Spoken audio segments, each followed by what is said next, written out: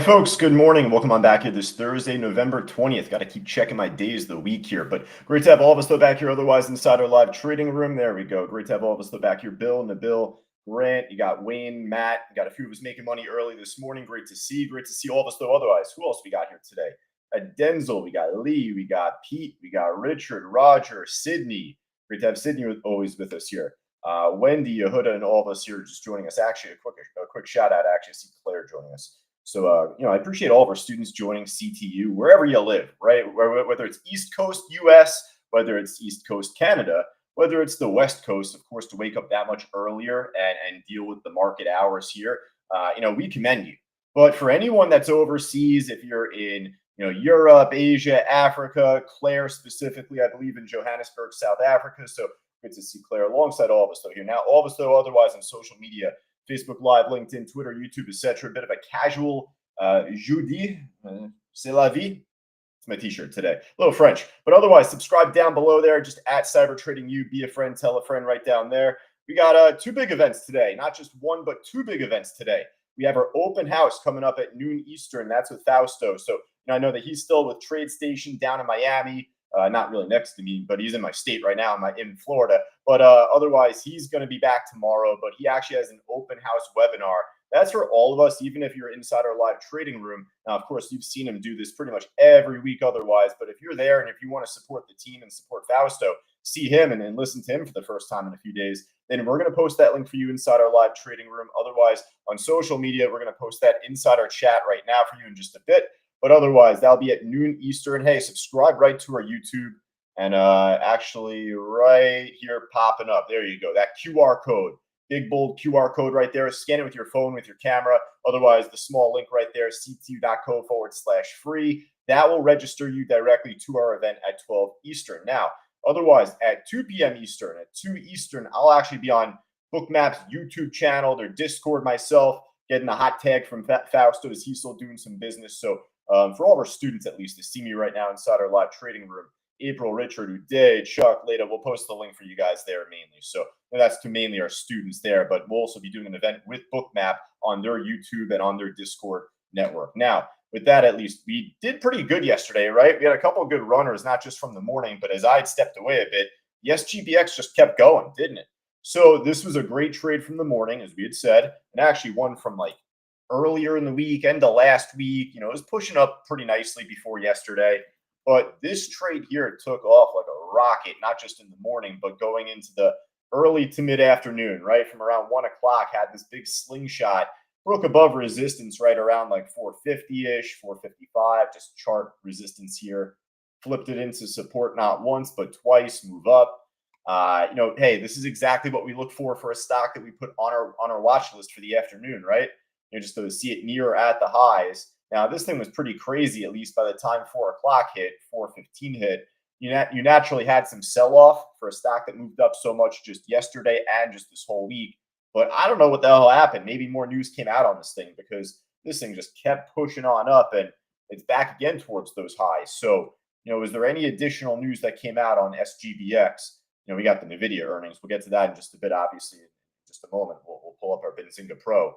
So the news out today, SGBX outlines their new integrated energy strategy following their first year under new leadership. They shift their focus to energy. They exit the home building sector to boost shareholder value. So I guess that's new news that came out just as of this morning, as of, I guess, last night, but into 7:30. So yeah, the stock, we're going to put this right back on our watch list here for the open, the SGBX trade there. Now, again, we also did pretty good on a few others, at least, right? Tom called out this AMTM stock. This thing was incredible going into the early afternoon. They have some, management deal with the Department of War, and they're doing something with energy on their own. Tom will give you more intel on one of our gold students here, but he called it out. It was a great trade, and it's actually kind of holding here right now going into the open. Just the only issue on this trade, though, I'm not a fan of. It's got a very spotty chart here. Just a lot of these tiny white inactive little, they're candles, but they're not candles. They don't really have any movement on them. So yeah, it's up a little bit, but probably not trading as much volume as we want it to be trading. So for the open, we'll keep it on our side list. Just one from yesterday. It was flavor of the day. Tom called it out head on. It was a great call right from there. What else did we get? We had the NUVB stock. NUVB was a nice move, more so from the morning hour. So, hey, when the markets were falling off, we saw a big pullback, at least early on yesterday. We saw the NUVB trade make a pretty good move, and it held up pretty nicely as the markets even fell further. Again, for the open, same deal. It's just kind of spotty chart. It's near the highs. Just probably not trading as much volume. That's all. So I'd rather focus on the Nvidias. I'd rather focus on the Googles that are breaking all-time highs here. Let me just get through the rest, though. This is all from yesterday. So again, just a couple of good trades from yesterday. Just checking in with them now, seeing where they're at. But LAR, lithium stock, I think this and SGML, both of these stocks are lithium companies that did well yesterday. See, at least this has some candles to it. You could see at least some set of candles and a trend in a couple spots here and there, but it's a little bit more active. SGML in particular, the LAR, not up as much really. For right now, the SGML, I'll put it on our list. I got to separate it though. We got SGBX for those keeping score at home. We got the SGBX, and then we got the SGML. So for anyone with traders dyslexia like myself, we got to make sure we separate that on the watch list. You don't want to jump into one thinking it's the other. Now, lastly, though, we did really good on a couple shorts. MSTR got slashed, MSTZ on the way up. So this is the inverse, moved on up beautifully. I personally traded this as MicroStrategy dropped off. But, these are all good plays either way, whether you're shorting the common, whether you're buying the put, or whether you're buying the inverse here. So it just provides good tradability for all. MSTR got crushed.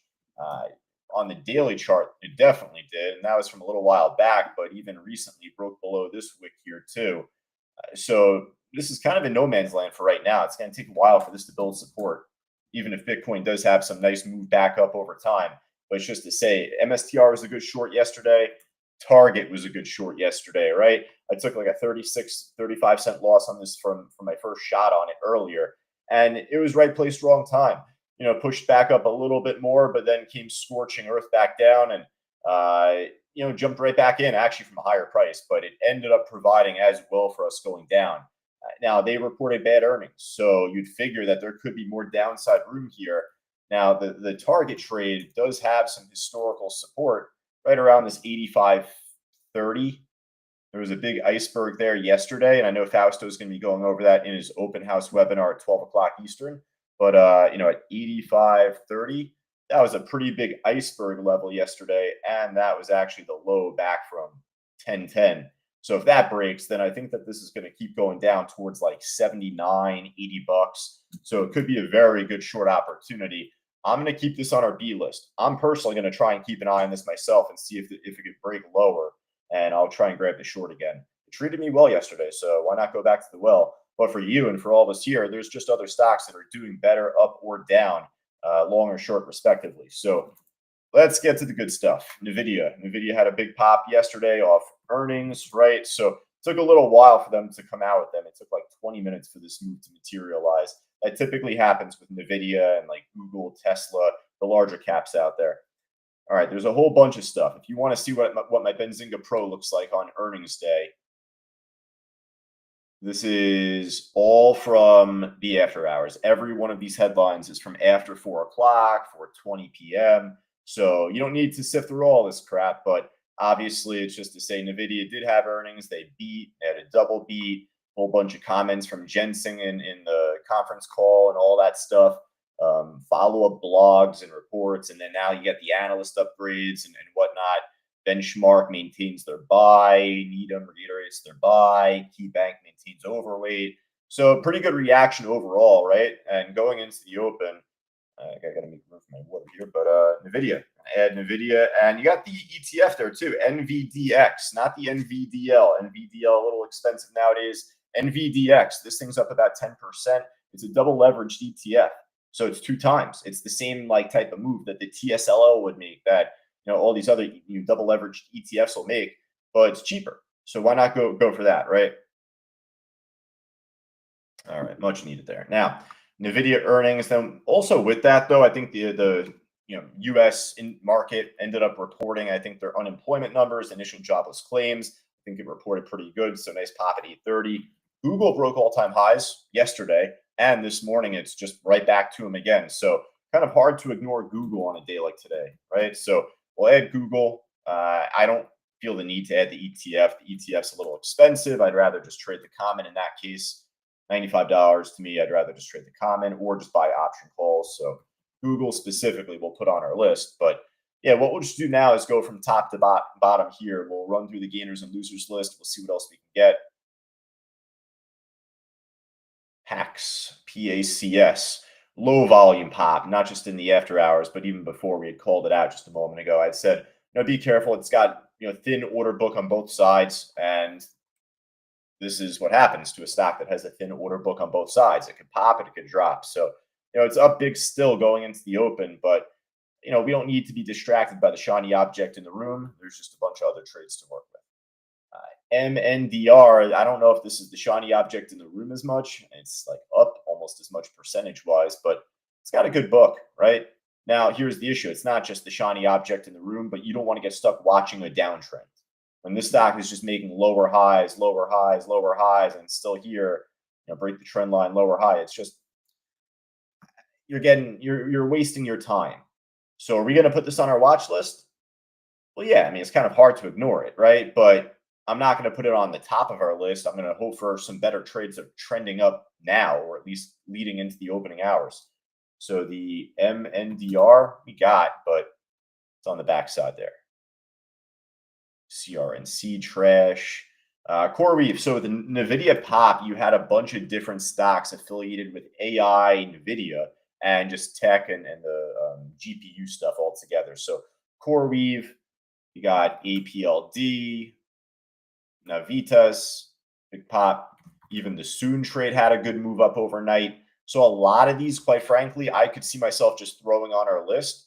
Definitely just for the time being, the CoreWeave trade, it's the strongest. It's up the most. It's right, up to yesterday's HOD.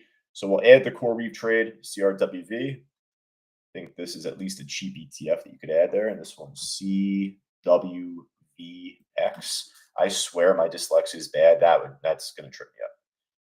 All right, AUID. Hopefully this didn't trip anyone up in terms of the move, because it needed to hold over support. It broke over at least a high here. It needed to flip that. If not that, then big volume level 225. If it weren't to hold over this, then this is the expected outcome. So we're done with that now. EXAS, buyout or takeover. I think one of our students actually did pretty damn good on this trade, right? Or was it another one there, Steve? I think it was another one. Not the EXAS. I think it was another one there. SGBX popping right now. Good timing. We got that already on our list. IREN probably alongside those, data center based stocks. But, SMR had a good little move up overnight. A lot of the market pushed up a bit, right? CIFR is another stock that we could definitely include there. I just want to see if there's anything else moving on its own accord, doing its own thing that isn't necessarily affected by Nvidia. I mean, the whole market popped, so it's going to be hard to kind of have a stock not affected by the Nvidia news of all things, but I just don't want to build up too big of a watch list here too early. We got like 6 or 7 different tickers already on there. All right, let's hop over to the loser side at least. We'll come back to a couple. We'll probably go back to the APLD. We'll probably go back to the Soon. Vizsla. I don't like to see this down. Down about 15%. The reason I don't like it is because I love Vizsla. So Vizsla down, though. It's a silver company, so I don't know what they're doing, if they reported bad earnings or whatever the case may be, but took a bit of a hit. UVIX down with the market up, so we're kind of done with this for the time being. And a lot of these here too, we're not really hyper focused on the inverse ETFs, only if they're trending up. So in this case, you got the Nvidia trending up, you got CoreWeave trending up. Those ETFs that are much cheaper, those are good alternatives. We don't need to trade the inverse going down. So if there is anything else looking good, Brad, Michael, Kathleen, Ravina, got Nabil here, Chuck, all of us inside our live trading room. Let me know what you got here. Matt, really nice job. He's had a couple of nice trades earlier on today. That's like second or third right there on SGBX. He got some good money, about 50 cents a share almost. SGBX, geez. There we go. Nice move. Excellent job, Matt. One of our diamond students. What else we got? Walmart moving from NASDAQ or from New York Stock Exchange to NASDAQ, says Bill. Yeah, that's right. So Walmart wasn't necessarily on the gainers or losers, whatever, but we were talking about it inside our live trading room just for the last hour. So you saw our comments, our call outs there just before Walmart dropped it after their earnings. Rich posted the news pretty much right at 8 o'clock. And then we had said that Walmart should have resistance around 105 to 105.30. Close, but no cigar. It was making its way up there just before, but pulled back. This is a stock that I don't mind putting on our main list. This is kind of doing its own thing. So there we go. There is one there, Bill. Good shout. Good reminder.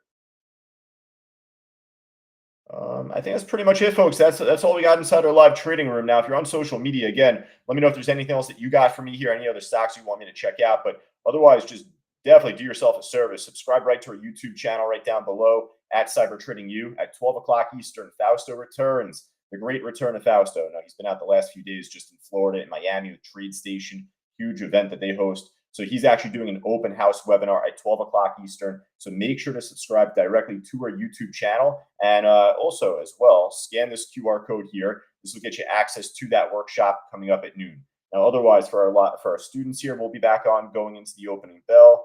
Let me just get Benzinga up here before we call it a wrap. I said I'd go back to a couple stocks, just at the end. APLD. The Wolf, maybe. Forgot about that for a second.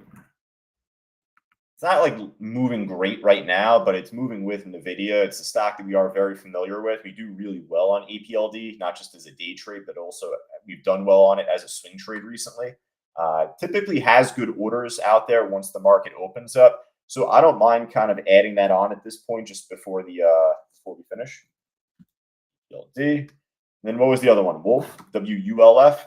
Yeah, I like this one too. It's kind of just, oh, and if I'm adding this, then I got to add CIFR. So, all right, this is where I catch myself though. No mas necesito. So we're done, folks. How about that? A little French for you in the beginning, a little Spanish there at the end. But otherwise, folks, we're going to finish up here. We're going to be back right at the opening bell coming up at 9:30, and we'll go from there. Again, if you're on social media at 12 o'clock Eastern, scan that QR code right there. We'll keep it up just in the next few seconds. But to get access to our live open house webinar at 12 o'clock Eastern later on today. We'll see you there. Take care.